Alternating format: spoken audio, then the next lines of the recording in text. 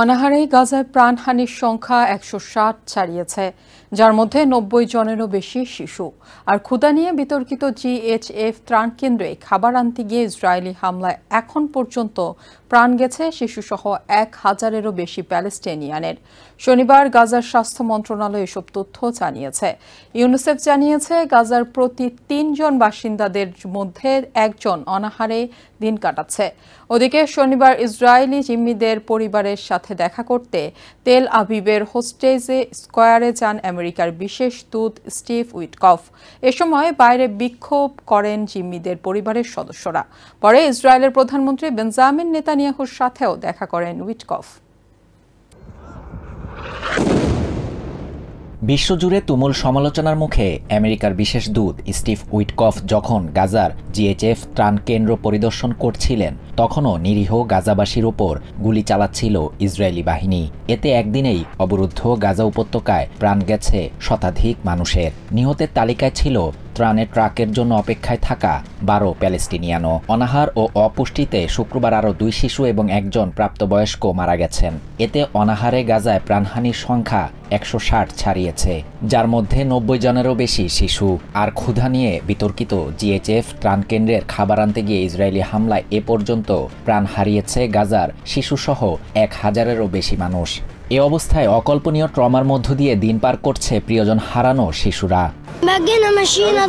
আমার বাবা আমাকে নিয়ে খাবার আনতে গিয়েছিলেন। আমি দূরে বাবার জন্য অপেক্ষা করছিলাম। হঠাৎ একজন এসে আমাকে বলল আমার বাবাকে হত্যা করা হয়েছে।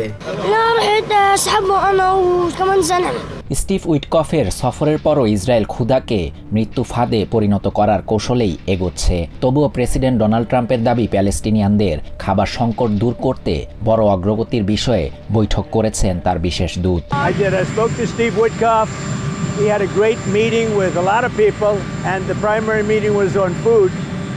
And he also had some other conversations that I'll tell you about later, but he had a meeting on getting the people fed.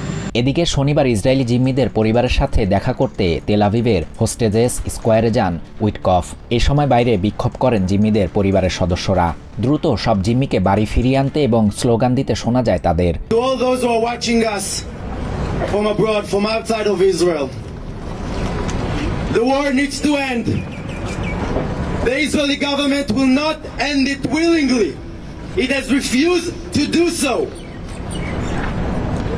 The Israeli government must be stopped. বিশ্লেষকরা বলছেন, একটি ট্রাকে করে গাজায় সহায়তা পাঠাতে যে পরিমাণ অর্থ খরচ হয়, বিমান দিয়ে তার চেয়েও অনেক বেশি অর্থ ব্যয় হয়, যা দিয়ে গাজাবাসীর জন্য আরও অনেক খাবার কেনা যেত। অপরদিকে সামান্য খাবারের জন্য দিনের পর দিন অপেক্ষায় থাকা মানুষগুলোর কাছাকাছি জাতিসংঘের গাড়িবহর পৌঁছাতেই গুলি করে ইসরায়েলি বাহিনী। ভয়ে আতঙ্কে জড়সড় হয়ে পড়েন ত্রাণপ্রার্থী গাজার এসব অসহায় মানুষ। ভয়াবহ এই দৃশ্য ধরা পড়ে জাতিসংঘের মানবিক বিষয়ক সংস্থা OCHA এর কর্মকর্তাদের ক্যামেরায়। ইউনিসেফ জানিয়েছে, গাজার প্রতি ৩ জন প্যালেস্টিনিয়ানের মধ্যে একজন না খেয়ে দিন কাটাচ্ছে। অপরদিকে ইসরায়েলের বিরুদ্ধে বিশ্বকে জেগে ওঠার আহ্বান জানিয়েছে হামাস। শাহরিয়ার শাফাত, TVN 24 news desk. New York থেকে সম্প্রচারিত TVN 24 টেলিভিশন বিশ্বজুড়ে বাঙালির কণ্ঠস্বর।